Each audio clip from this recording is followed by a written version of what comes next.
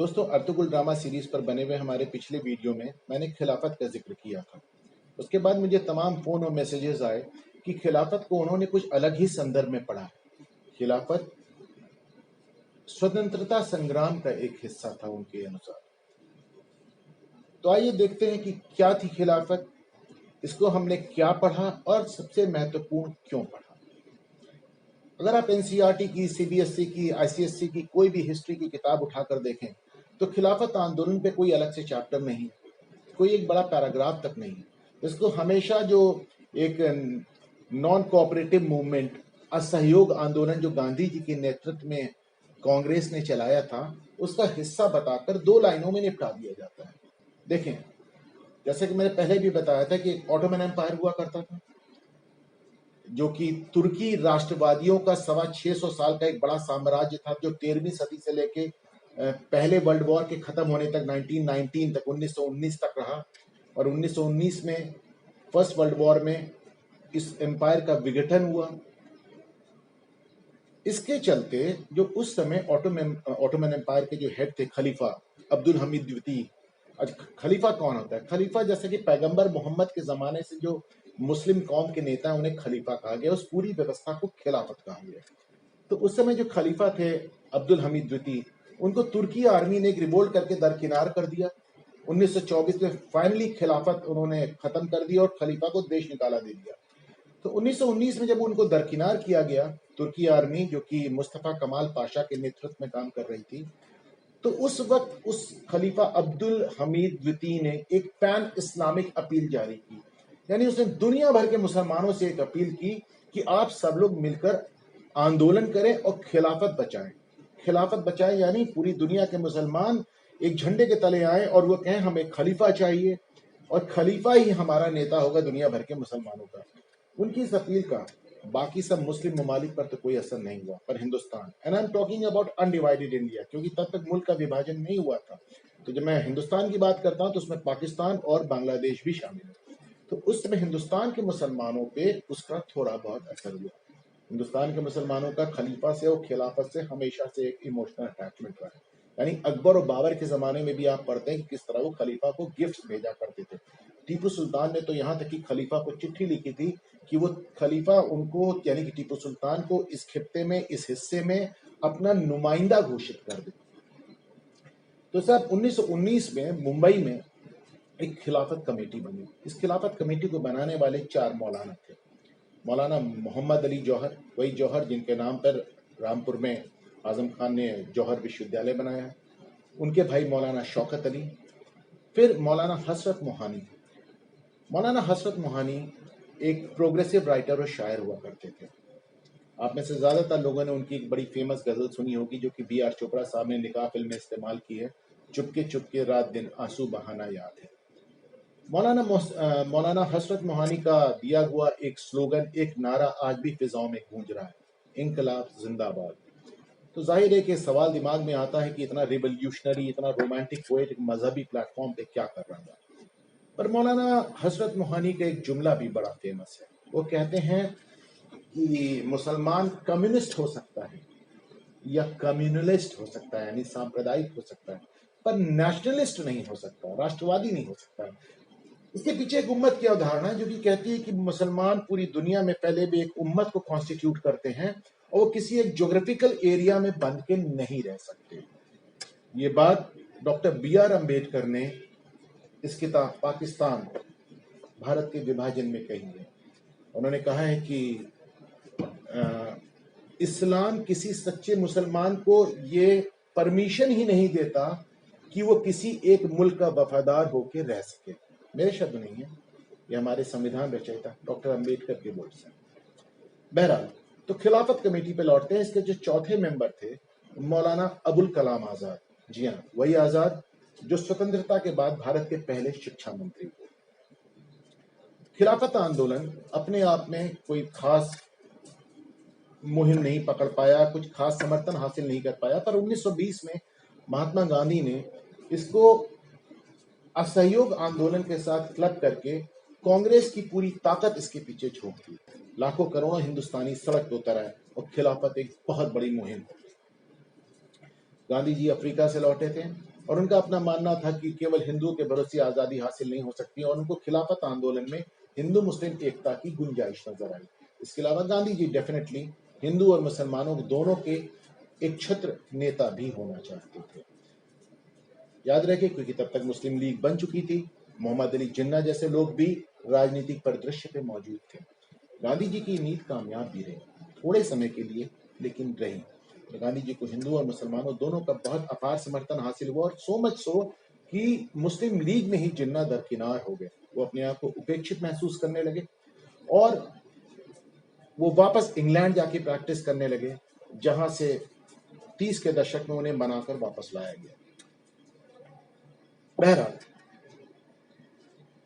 गांधी जी के खिलाफत आंदोलन के समर्थन के फैसले को मुख्यतः 3 लोगों ने विरोध किया। पहले बाल गंगाधर तिलक, वही तिलक जिन्होंने पूर्ण स्वराज की मांग की थी, पर उनकी मृत्यु हो गई। दूसरे सुभाष चंद्र बोस, पर बोस से तो गांधी जी की कभी भी नहीं बनी। और तीसरे फाइनली खुद मोहम्मद अली जिन्ना, जिन्होंने कहा कि खिलाफत आंदोलन को समर्थन देना मुस्लिम कट्टरवाद को बढ़ावा देना है। पर गांधी जी ने किसी की नहीं सुनी। वो हमेशा मौलाना मोहम्मद अली जौहर की बात उन्होंने सी, और मौलाना मोहम्मद अली जौहर के लिए गांधी जी का बड़ा एक फेमस बयान है कि मुझे मौलाना मोहम्मद अली जौहर से पहली नजर में इश्क हो गया, लव एट फर्स्ट साइट। इस खिलाफत आंदोलन के मोटे मोटे 4 असर देखने में आए। पहला, हिजरत आंदोलन। बड़ी इंटरेस्टिंग बात है कि एक बड़ी भारी एक घटना 1920 में हुई, जिसको हमारा इतिहास की किसी भी किताब में उसका जिक्र नहीं है। क्या था ये हिजरत? 1920 में एक मौलाना ने फतवा दिया, एक सच्चे मुसलमान को दारुल हर्ब छोड़ के दारुल इस्लाम चला जाना चाहिए। दारुल हर्ब यानी वो इलाका, वो मुल्क, वो राज्य जहां पे एक जो इस्लामी राष्ट्र नहीं है, और दारुल इस्लाम वो जगह जहां इस्लामी शासन लागू है। यानी उन्होंने कहा कि हिंदुस्तान दारुल हर्ब है क्योंकि यहाँ इस्लामिक शासन नहीं है। यहाँ के मुसलमानों को हिजरत करके, मूव करके अफगानिस्तान चला जाना चाहिए, जहाँ पे दारुल इस्लाम है, जहाँ इस्लामी शासन लागू है। ये फतवा देने वाले कोई और नहीं, मौलाना अबुल कलाम आजाद थे। जाहिर है, जब बाद में स्वतंत्रता के बाद आजाद एक सेकुलर इंडिया के, एक धर्मनिरपेक्ष भारत के पहले शिक्षा मंत्री बने। धर्मनिरपेक्ष भारत यानी उनकी नजर में जो उन्होंने पहले ही भारत को दारुल हर्ब यानी गैर इस्लामी राष्ट्र घोषित कर रखा था। तो शिक्षा मंत्री बनने के बाद मौलाना अबुल कलाम आजाद डेफिनेटली नहीं चाहते थे कि 25-30 साल पहले जो उनका एक कट्टरपंथी रवैया था वो आने वाली नस्लें जाने। तो उनकी नीतियों के चलते इस हिजरत आंदोलन को तो सिरे से गायब कर दिया गया, और खिलाफत आंदोलन को भी 2 लाइनों में निपटा दिया। कमिंग बैक टू दिस हिजरत आंदोलन, हिजरत में मौलाना अबुल कलाम आजाद के फतवे के चलते बड़ी मात्रा में मुसलमानों ने हिंदुस्तान छोड़ के अफगानिस्तान जाने का फैसला कर लिया। बड़ा दर्दनाक वाकया था ये, क्योंकि उसी दौरान अफगानिस्तान के अमीर का एक बयान भी आ गया कि हिंदुस्तान के मुसलमान अगर अपना देश छोड़ के अफगानिस्तान में सेटल होना चाहते हैं तो उनका स्वागत है। तकरीबन 60,000 मुसलमान ट्रेन से पहले फ्रंटियर पहुंचे और फिर वहां से खैबर पास क्रॉस करके अफगानिस्तान में दाखिल हो गए। इतनी बड़ी संख्या में मुसलमानों को देख के अफगान अमीर पैनिक कर गए। उन्होंने न सिर्फ और मुसलमान भाइयों से आने से रोक दिया, बल्कि जो आए थे उनको भी वापस जाने का हुक्म ठहरा दिया। माना जाता है कि करीब 1/4 मुसलमान इस हिजरत में मर गए। जो बचे हुए 3/4 लौट के आए, वो अब बेघर हो चुके थे, उनका पेशा समाप्त हो चुका था। जैसा कि मैंने कहा, ये एक दर्दनाक, खौफनाक वाकया था जिसको इतिहास की किताबों से एकदम गायब कर दिया गया। खिलाफत आंदोलन का जो दूसरा असर देखने में आया उसी साल, वो था मोपला विद्रोह। मोपला विद्रोह केरल में एक जगह है मोपला, जहां पे कुछ मुसलमान किसानों ने अंग्रेजी हुकूमत के खिलाफ विद्रोह किया, इसलिए इसको मोपला विद्रोह, मोपला रिबेलियन कहा जाता है। लेकिन ये विद्रोह बहुत ही जल्दी मोपला दंगों में बदल गया। कैसे? इन किसानों ने अंग्रेजी हुकूमत के खिलाफ विद्रोह किया और उस पूरे इलाके को स्वतंत्र राष्ट्र घोषित कर दिया। इसके साथ ही उन्होंने ये भी कहा कि यहाँ पर खिलाफत लागू होती है, ये पूरा एरिया तुर्की में बैठे उस खलीफा के अधीन खिलाफत के झंडे वहां लहराने लगे। और देखते ही देखते वहां पे जो हिंदू पॉपुलेशन थी उसके साथ मारकाट शुरू हो गई। हमारे संविधान रचयिता डॉक्टर अंबेडकर पाकिस्तान भारत के विभाजन इस किताब में लिखते हैं। वैसे ऑफिशियली माना जाता है कि वहां पे 50,000 लोग 50,000 मारे गए, लेकिन डॉक्टर अंबेडकर कहते हैं कि इसकी गणना करना ही संभव नहीं कि कितने हिंदुओं को वहां कत्लेआम हुआ। डॉक्टर अंबेडकर कहते हैं कि हजारों हिंदू मारे गए, हजारों का धर्म परिवर्तन हुआ, हजारों हिंदू औरतों का बलात्कार हुआ, और यहां तक कि गर्भवती औरतों के पेट चीर दिए गए, सैकड़ों मंदिर गिरा दिए गए। और मेरी जानकारी के अनुसार ये पहला रिकॉर्डेड ऑफिशियल हिंदू मुस्लिम दंगा था।